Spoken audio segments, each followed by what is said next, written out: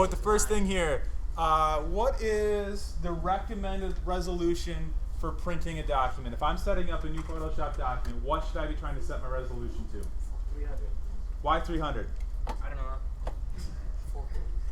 I don't know. That's what Poppy says. Yes, 300 is correct. What that does is it gives us a good concentration of dots per square inch. If I was going to make an image for the internet, what would that resolution be? Anybody have an idea? What was the 300 part? 300 is for print. 72 dots per inch is going to be for the internet. So those are the two things I would write down right now. Those are the first two questions that could possibly be on a quiz on Friday. Resolution for internet, resolution for printed document. So 72 and 300. Sometimes you'll see what's the abbreviation DP at the end of resolution. DP stands for dots per square inch. Dots per square inch.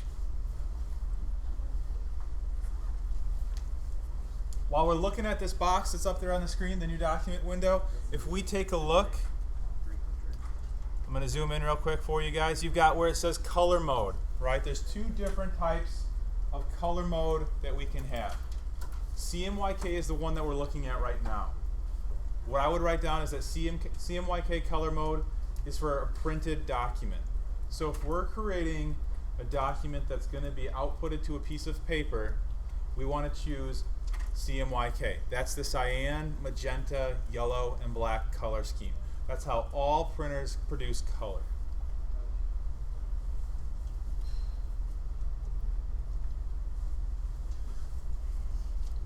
If I'm going to use the RGB color mode, right?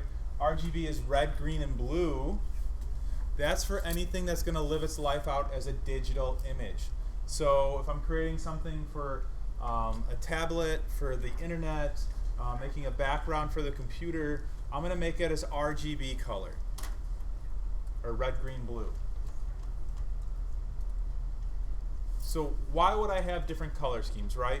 Remember we talked about it last week on how our monitor produces color using RGB, and then we've got the CMYK, which is for printing. It's just the way that the color is produced. The problem is that RGB has a much larger color space than CMYK, and it can produce these really nice bright blues, greens, and purples on RGB that we cannot print. So if we're creating a document that's going to go to print, we need to try to trick our monitors into only producing colors that we can produce on a piece of paper. Because if we make a document that's RGB and we go out to print it, and we got these really nice, bright, vibrant colors, and all of a sudden we print this piece of paper and it's muted and dull, it's because we were making colors that were outside of that CMYK color space. So just understand that there's the two. Sometimes I'll ask you to make an RGB, sometimes I'll make you to ask you to make a CMYK. So just know that that option exists there, and that's why we've got those two. Yes, Fernie? What's the RGB? Red, green, blue. I know, but what's it for? For digital images. Digital. Yep, anything that's on the computer.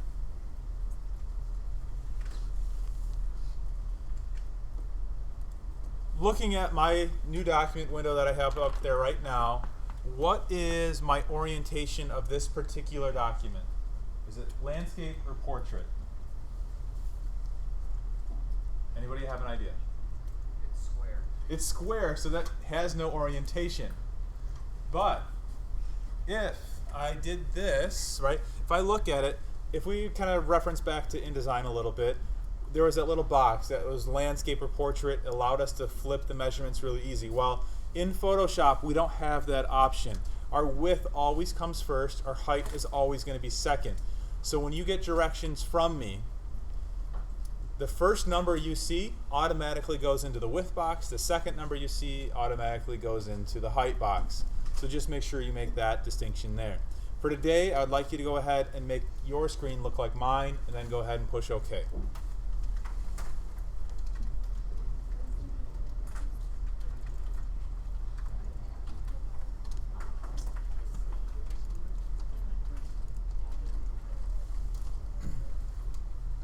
Oh, do you want to back up there? Sorry. There you go. It's 8 inches by 8 inches by 300 with a color mode of CMYK. Don't worry about the color profile on the bottom.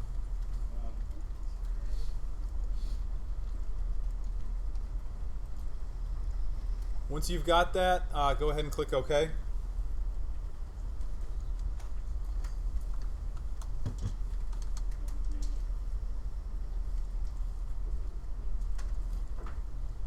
Think everybody's all right.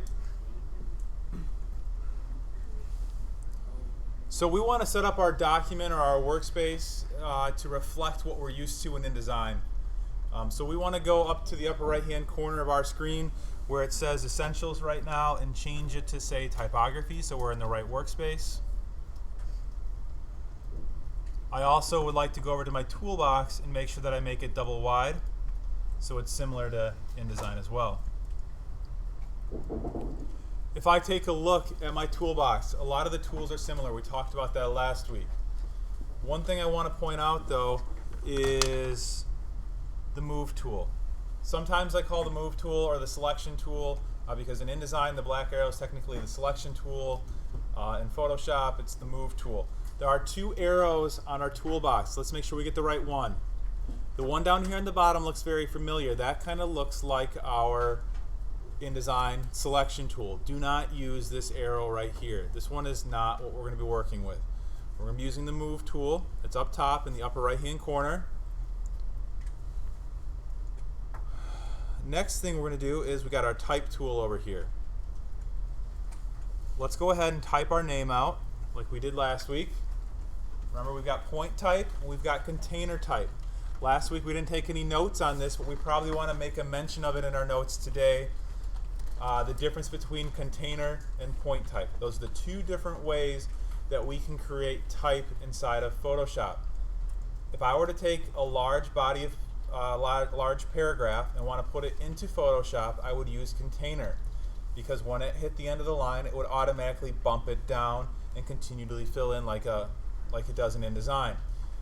Point type doesn't work that way. If I copy and paste a paragraph, click on the screen once, not creating a container, and paste it, it's going to be one long continuous line of text without any enters going in after it. You'd have to manually go in and put those enters in. So let's get our name back up here. Let me do that real quick. We talked about transform last week. No, we didn't, not in this class. Let's talk about free transform. Free transform is a way to take this text and make it larger. Last week we used what were the show transform controls. This week we're going to do Control T. That's the first thing you're probably going to want to write down on there is Control T equals free transform. Control T equals free transform. Once you've got it written down, go ahead and do that. And then how do I scale something proportionately?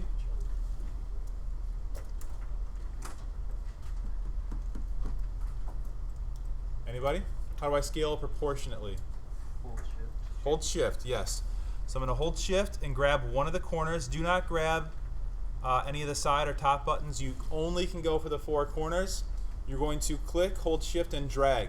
You are then going to let go of your click first. Once you make your text the right size, you will then push enter to finish the command. Once you get to the point where you want it, push enter. You'll notice the boundary box goes away. Now we've got the ability to affect some of the other things that are in there. I'll walk around really quick, make sure everybody's okay. So do you have an extra text layer? You see it right here? We're going to click and drag it further away. Now do Control C. And it will work. Remember, if you're having issues with free transform, make sure you are looking at what layer you are affecting. We'll go over layers here in just a second as well to kind of refresh everybody on that.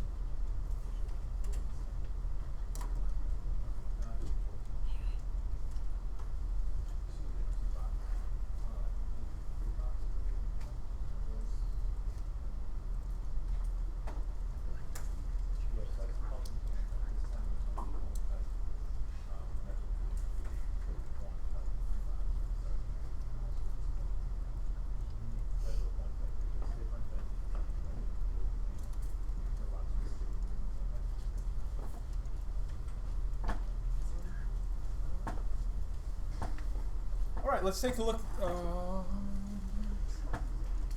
Enter. Yeah, you do. So you, I don't know, you must have had your text tool and drag all that away.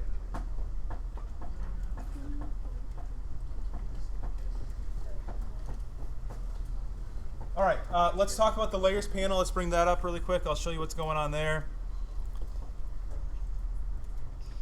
So if we take a zoomed in look at mine, we got a couple things. We've got a background layer and we have a text layer. Which layer is currently active? Anybody? Text. How do you know? Because it's highlighted. Because it's highlighted in blue. Also, I know that it's the active layer because I've got these white corner marks around it. I know it's a text layer because it's got a T right here. And I know it's the bond text layer because as I type, it will start to fill in that little space there as well. I would like everybody to go ahead and turn off the eyeball next to the background layer. Turn off the eyeball next to the background layer. The eyeball is your visibility. So that's going to turn layers on, turn layers off. If it is turned off, it is no longer active. So what happened to the background when the background layer was turned off? What does it look like? Looks like a checkerboard. So this is the way we see transparencies. So if we would want to create say a graphic for InDesign in here, we want to do some special effects on some text and stuff like that, or a picture. As soon as we can see that checkerboard pattern, that means we can then save this as a Photoshop document and put that into an InDesign document, and we wouldn't have that white background behind it. So that's the first thing about the layers panel. Some of you did this, where you took your text tool and I clicked, and now look at my layers panel. I now have 3 layers. I've got a blank layer 1, which is a blank text layer. I've got my bond layer, and I've got the background. To delete a layer that you don't need, you just drag it down to the trash can and throw it away, and it's gone forever. Okay, it's like taking the trash out. Next thing we're going to talk about is doing some layer styles and layer effects. We're going to take this text to the next level. And to do that, we need to go to everybody needs to go to the layers panel. And what we are going to do is look at my screen. So you see where my cursor is? It's to the right of the text in the blue layer that is active. I'm going to double click. That brings up the layer styles panel. Everybody get that to work? If you don't have the layer styles panel up, ask me or ask your neighbor. Double click.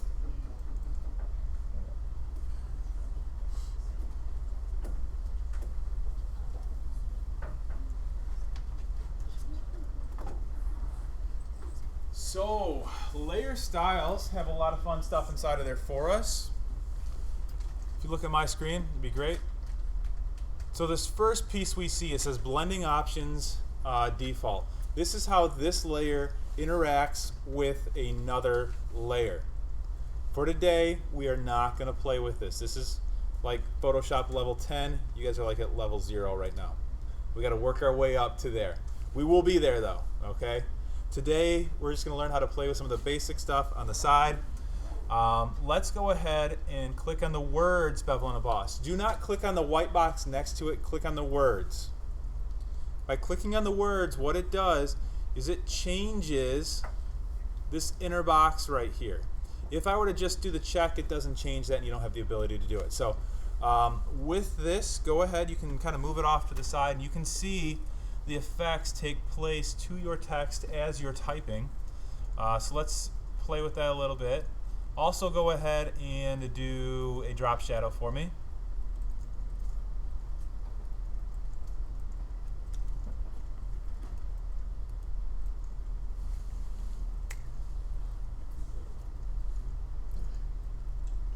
Did we do gradients in this class last week? Anybody over here? Gradients? Did we put a gradient color on this last week? Not Photoshop. So right now we need a drop shadow and a bevel and emboss. If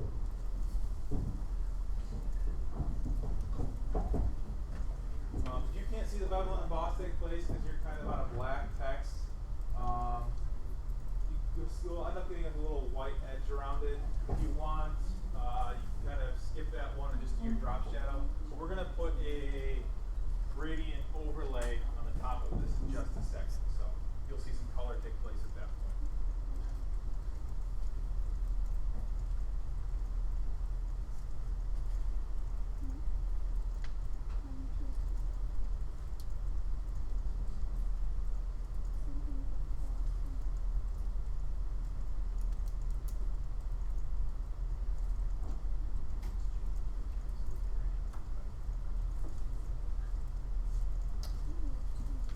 Okay, kind of look at my screen. We're going to talk about gradients really quick. Go click on the words gradient overlay. By doing gradient overlay, the default is going to be a black and white gradient overlay. To change that, look at my screen. This is important. You're going to go to where it says gradient. We're going to double click on the color right there. That is going to bring up the gradient editor. On the gradient editor, we have these things called stops. All right, we're not going to use the presets. We're going to make our own. Look at the screen right here. You got this is called a stop. We've got one on the right, one on the left, on the bottom. You can double click it, and that brings up the ability to make a custom color. So choose one that you like. And then we're going to do the other side as well. Click OK, click OK again. And now you've got it on top of your text. Once you've got the gradient done, go ahead and click OK. I'm going to walk around and check on people, make sure they're all right. And we'll go from there.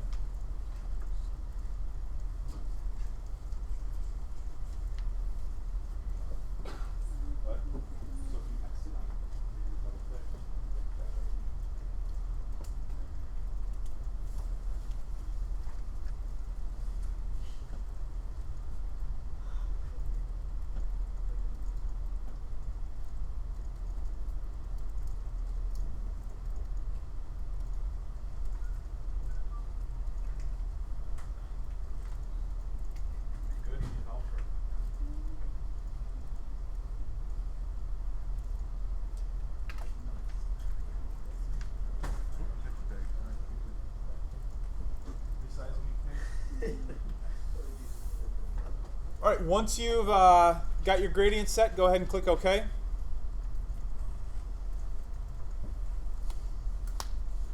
Get out of that layer styles box. If we take a look at our layers panel now, things have changed since we last looked at it.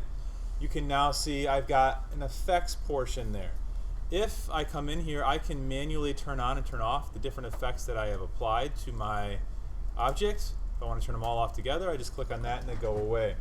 So, does it really matter what color I create this text in the beginning? Probably not. If I just want to use layer styles, I can automatically do a color overlay or the drop shadow, that type of stuff. So, I could start off with black text, change it to there. A lot of you guys have got the basic type up. Let's figure out how to change that really quick. So, with that layer being selected, go over to your characters panel on the right hand side. You can do the drop down menu and you can pick a different font that you like. Once you find one you like, go ahead and click OK and it should come up for you. Do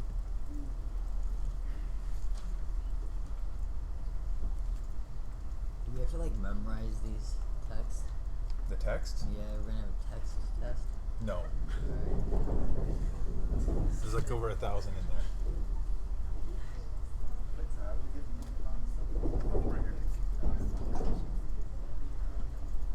Drop down to 231. There are a lot of fonts in there.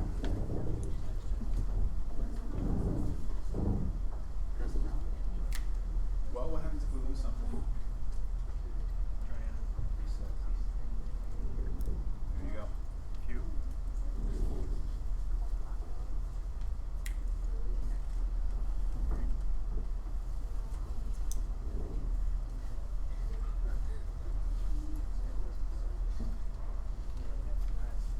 Yes, what's going on?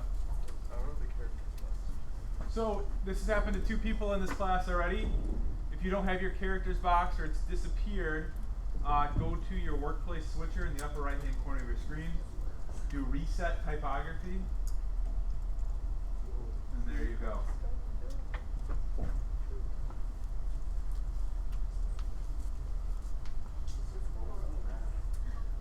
Are we taking any more notes? Yeah, we're not done yet. Big day for you.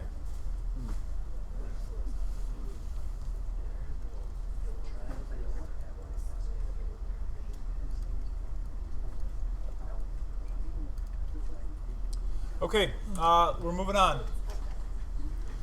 Let's take a look at my screen. We are going to do, on the project, we have to create a shape and then fill the shape with a color. So there's a couple different ways we can go about creating a shape. The first one that we're going to go through is by using what's called the lasso tool. So the lasso tool here, click and hold, yours looks like the top one that is highlighted in blue. We want to go grab the polygon tool because that's what the directions you're going to be following call for. So we'll click on that. We'll then go out to our screen. We're going to make a 4-sided shape. And to finish your shape, look at my screen. When you get to the home point, it'll turn into a little circle.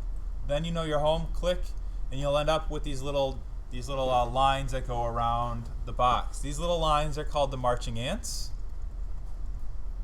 That is where our active selection, everything inside of that is our active selection. In order to fill this in, we need to create a new layer for that material or color to go into. So we are going to go over to our layers panel. Click on the new icon next to the trash can. If you're not sure where to go, look at my screen. Go to your layers panel, create a new layer. By clicking that, you'll end up getting a blank layer 1. Make sure that layer 1 is active and selected in blue. We're then going to go to Edit, Fill. Where it says Contents, you're going to click on that drop-down menu. You're going to click on Color. The color picker will come up, and then you can choose a color to put in that box. Click OK, and it should fill that container in with color. Edit, fill. How do you cut stuff and make stuff, different stuff? With using those tools. Just someone to just leave the time, you know? It's like a good pro.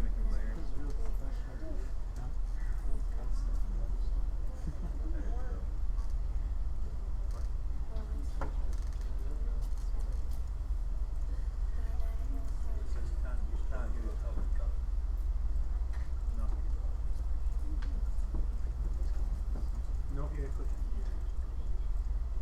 Click on the drop-down box. Click color. Choose your color. And click OK. I'm gonna click OK again, and it'll fill in. There you go. Got it. Got it. Got it. Color is changing. You gotta go. Good luck. No, you gotta Good. Good. We're almost good. Oh, we're not looking at this. Edit.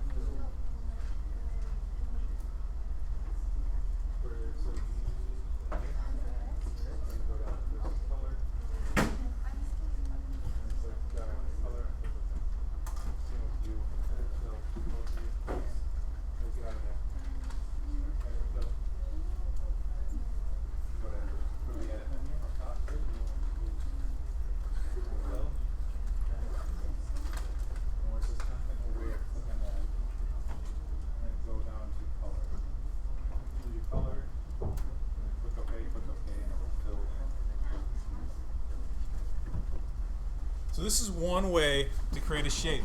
If we notice though, this shape is selected still. We need to deselect it. So what I would write down on my piece of paper right now is Control D. Control D will deselect the marching ants. Control D as in dog. It deselected it for me. Okay, that's very annoying.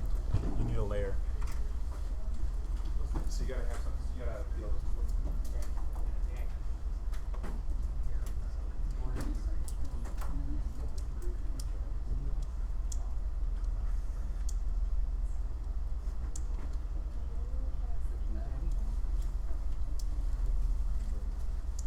Okay, so deselect. We now are going to use what's called the custom shape tool to create another shape. I'm going to go to my toolbox. Underneath the text tool, you have a box right now that says the rectangle tool. It looks like the one up there. We're going to get the ellipse tool. That's going to make a circle for us. So get your ellipse tool. And then if we look at our swatches on our toolbox, we have what's called a foreground and a background color. We don't have a strokes panel like we do inside of InDesign. The one that is on front here on top, that's your foreground. The one in the back is your background. If you want to change your color, just double click on it, and then you can go out here and choose your color. But this is the color of what the shape is going to be that we make. So click OK. So go choose a color for your custom shape.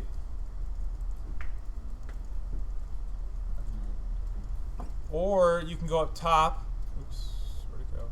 You can go up top the control panel, and you can do the fill, and you see some different swatches you can choose there. If you wanted to put a stroke onto that custom shape, this is where you would do it. But right now we want to have no stroke. We want to create just a fill object. Go out to your screen and draw your shape. You can hold shift if you want. It'll make a perfect circle. If you don't hold shift, you can make an oval.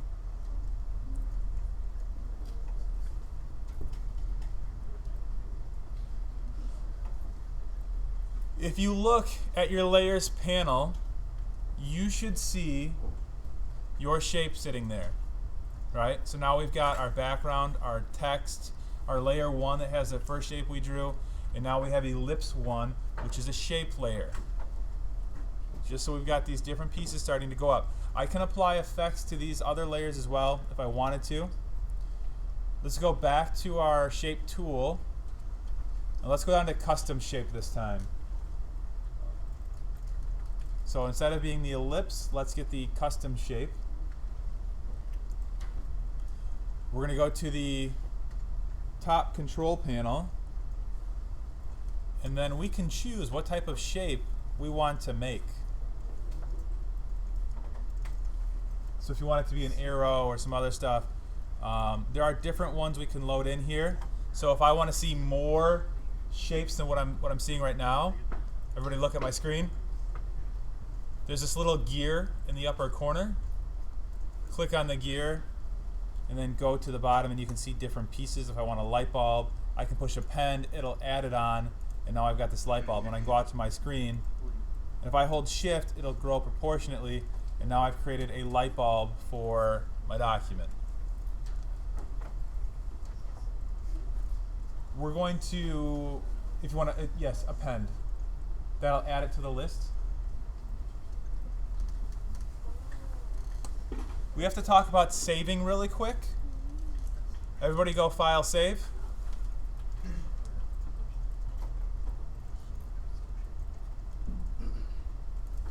File, Save.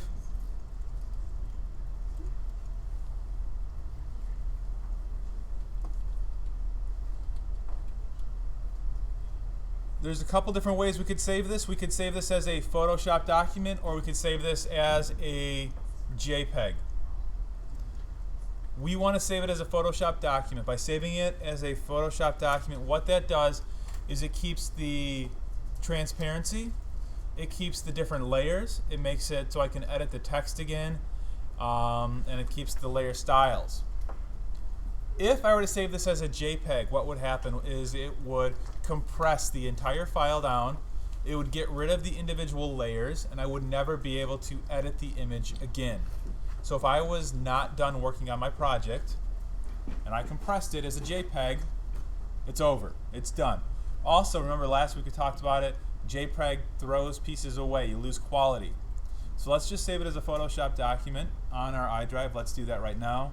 Just call this demo or test. Yes.